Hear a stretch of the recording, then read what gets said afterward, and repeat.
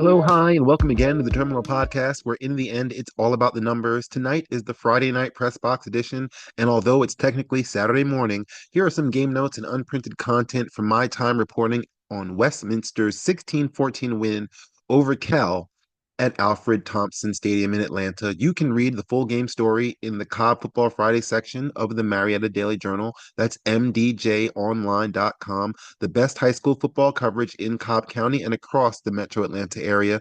Once again, that visit Cobb Football Friday at mdjonline.com.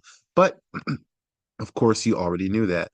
What you didn't know is press in general, journalists, especially those covering high school football games, are treated very poorly, despite or regardless of the look of the stadium. Because Alfred E. Thompson Stadium, right up West Paces Ferry in Atlanta, just on the edge of Atlanta and Cobb. It's a beautiful stadium.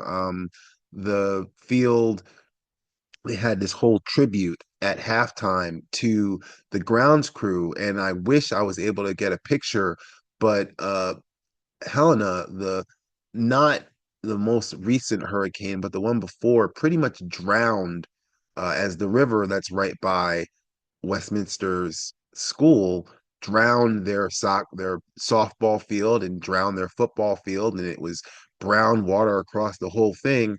And their grounds crew, and they named all of them, and they brought them out on a halftime, and there wasn't many people in the audience from either side, but those that were there to honor the 6 or 7 men that and volunteers and people that came out and helped out that made that field playable. And I walked on that field, and if you would saw the pictures and then saw me walking on it, it was absolutely amazing. So hats off to them, because that was God's work to be able to get that field ready for a game that honestly wasn't worthy of it. Um, I mean, worthy in the sense that it was a close game and that it would kept your attention, but the play wasn't spectacular at all. I mean, I can look up stats because I keep stats, and that's a whole separate story, and I'm not even going to get too deep into that. But Westminster, I'm going to continue to mess that up. They totaled 124 yards by my count. I could be wrong. Maybe I missed a run here or there, but that was the thing. Kell's coach had right to be frustrated. Bobby May, I'm gonna mess up someone's name because I'm trying to fly through notes and everything like that. But his team played disappointingly is the best way to describe it, and it wasn't helped by easily over 100 yards of penalties. And when I say penalties, they got flags thrown for just about anything and everything you could possibly imagine. And when I asked him about it, he said,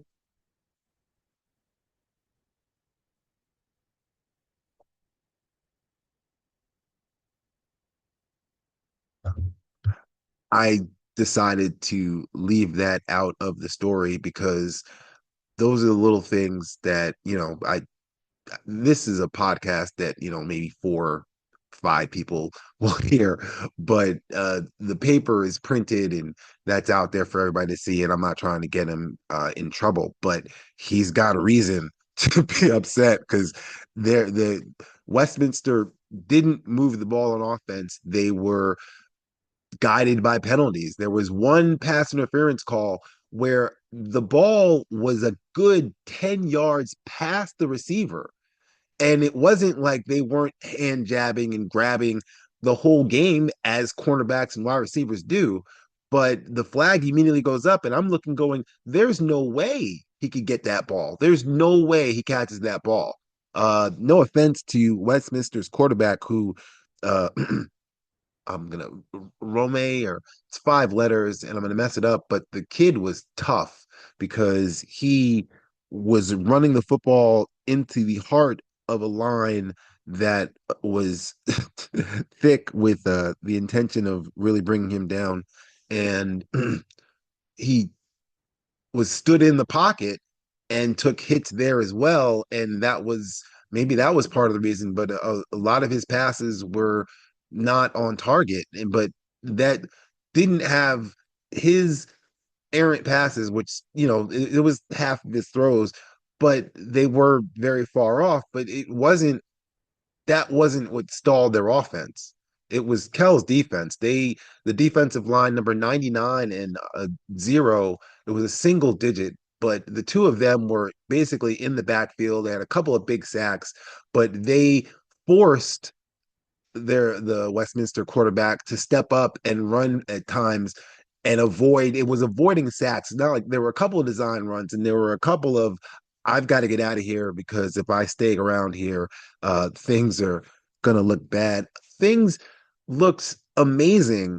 The press box for Westminster, the stadium, the seating, the way it was, everything like that, and the fact that those grounds crew people were able to get it playable for this game here, all of it speaks welly to them. And as was said to me three times, twice by the PA announcer, that's what Coca-Cola money will do for you. It's if you head up north on North Side and just keep riding it all the way through past the Bobby Jones uh golf course and everything like that and keep riding up there and see all the pretty houses and then cross over the highway and you make a couple lefts and you're there. And Coca-Cola's not, if you left Coca-Cola and just rode that thing up, that's where you'd end up. And that Coke money was spent well because the press box was beautiful, absolutely beautiful. The problem, or my problem with the press box, was it wasn't really for the press. It was for the coaches, maybe. They kind of had a room off to the side, but it was more for the PA announcer and people just filming the game. And the biggest people filming the game was WCAT. Uh, and they're in a booth that was bigger than the in-game announcer. And when I asked for a roster from the in-game announcer, the place that's calling the game and numbers and stuff like that, they told me to go talk to WCAT. It's an impressive club, and you can't see me using air quotes to say club that's filming the game live. And they had announcers on the field to interview people. They were interviewing the halftime, no, I'm sorry, the cheerleader or the young lady, I believe she was a cheerleader, who sung the national anthem. She's walking across the field and she's being interviewed at the 50-yard line as they walk through the middle of the field, and it's being broadcast on WCAT. So wherever you can get that, you could see that. But that they were the primary media members for this game and not the outside media is what sadly is becoming of what is my degree. And I stand on the soapbox because thankfully I'm no longer paying student loans for the 4-year bachelor's of science in journalism that I got from Boston University that's sitting on my shelf because it's not what it was or what it was supposed to be or what it was before, or what I believed it to be at the very least. But that I was kind of tossed to the side is, it's interesting that media that's getting pushed out to the masses is kind of getting shut down for a media that is going to a select few.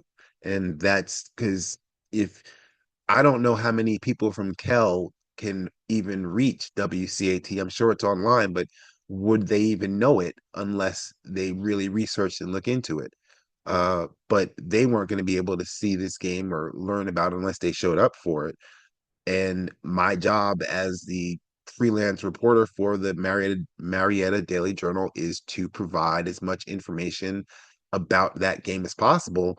And when I'm kind of shoved off into well, you can go over there, well, you can go over there, and you can't sit up front because all this spots for people filming the game for an internet website or something like that. My soapbox rant was at least justified when another media member, this one from Kell actually, couldn't find a spot. And he mentioned how Peachtree TV would never film here. He says they never film at that stadium because there's no room for them to broadcast. And that's exactly what I saw. Um, and that could all just be me complaining because being bitter that my view, the one spot that I would have happy to take was filled by a 3-year old who was surprisingly strong and went through 3 quarters, which is at that age impressive with all the movement and dancing that was happening. Uh, the remnants of the Kell band was in the stands and they were dancing and loud, and mostly because the best thing before I forget, they were in the stands and it wasn't the entire band because they arrived and then they kind of settled in and did what they were going to do.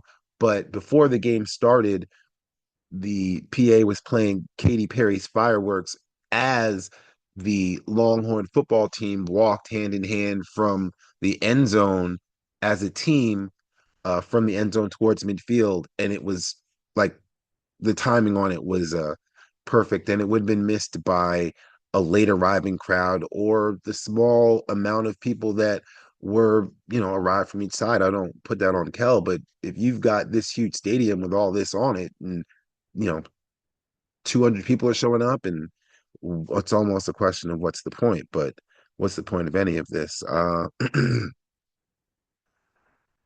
don't know what the point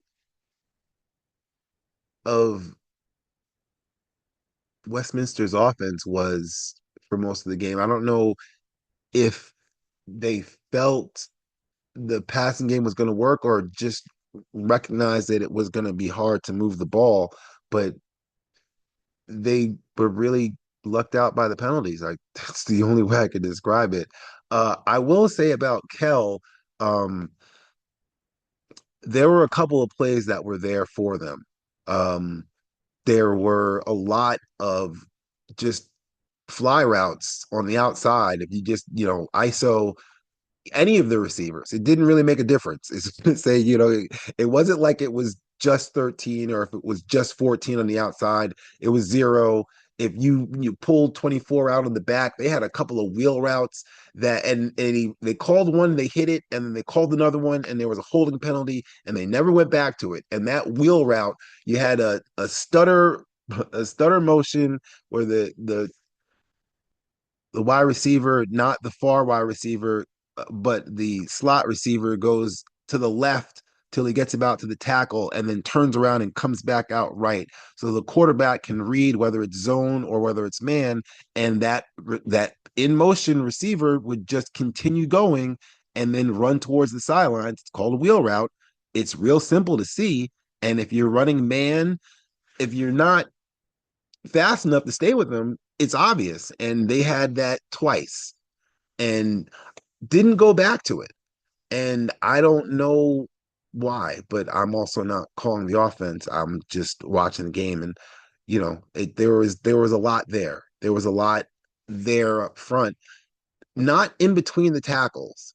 Interestingly enough, Westminster, and I guess it was probably the butts, the the announcer kids that were, because they were kids, that were calling the game on WCAT. I went in there to ask about a touchdown because one of the Westminster touchdowns, going back to the penalties, they reached down to about the 5-yard line and Kell's defense stuffed them. So it's 4th and 2, and Westminster's just going to settle for 3. I don't even remember which of the penalties got called there. I think I think that might have been an offsides. It might have been something, but it was enough of a penalty that they moved up 2 yards, and and that was enough. And the whole thing was once they moved up the 2 yards, it was almost like there's no reason not to go for it at this point. It's like they've given you a close enough time to get to it. And as I'm trying to get to it,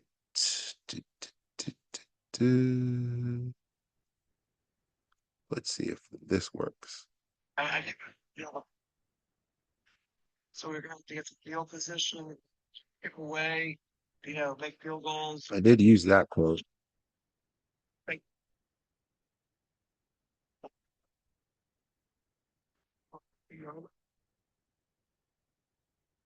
look at their having lined up on their field goal, and I knew that we had the fake going left. So we didn't change our lineup at all. So we just went back like we were going to kick the field goal again, and then we ran the fake. So that was a really huge play for us. So at least get the top our guys just in reacting.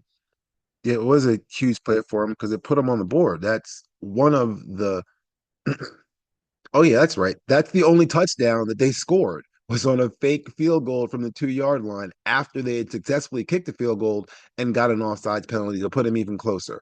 Uh, so they scored on a fake field goal and had three. They scored a touchdown on a fake field goal, had three field goals on their own, and that's it. And that's the kind of thing that if it's the kind of loss that you kind of look back and go, that there's no reason for us to have lost that game. And the thing that showed that was, I don't know if it was what the special day was, but when Westminster won, they and by they I mean the 100 or so kids that were at the game, they stormed the field. It was like the biggest win in the history of the program, and I'm sure it's not, but it seemed that way. And it might have just been the fact that they understood that they just stole a game, stole a region win, and there's nothing that can be done about that. Uh, that's all.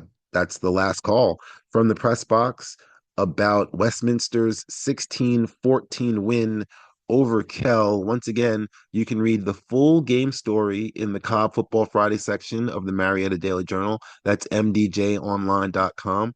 I'd like to thank you for stopping by the terminal. Safe travels as you continue down your highway.